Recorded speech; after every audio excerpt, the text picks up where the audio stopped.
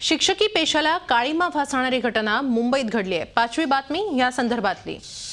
शिक्षकी पेशाला काळीमा फासणारी घटना मुंबईत उघड झाली आहे। उत्तर मुंबईतल्या कलिनामधल्या शास्त्री नगर भागातल्या महानगरपालिकेच्या उर्दू शाळेतला हा धक्कादायक प्रकार आहे।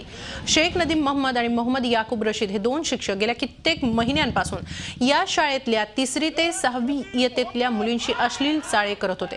या शाळेतल्या एका शिक्षिकेने हा प्रकार उघड केला। त्यानंतर वकोला पोलिसांनी या दोन आरोपी शिक्षकांना चौकशीसाठी ताब्यात घेतलं।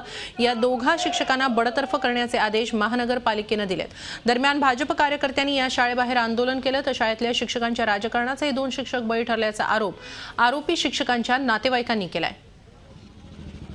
बीएमसीने इमिजिएट त्यांना त्या ठिकाणी बडतर्फ करण्यासाठी आदेश दिलेले आहेत आणि पोलिसांनी इमिजिएट त्या दोन्ही आरोपींना अटक केलेली आहे। पालकांनी त्यांच्या चेहऱ्याला काळं फासलेलं आहे। या ठिकाणी त्यांची आतमध्ये अरेस्ट झालेली आहेत। आता आम्ही फक्त पालकांची वाट बघतोय कारण मुलांचे पालक या ठिकाणी येणार आहेत आणि तेही स्टेटमेंट देणार।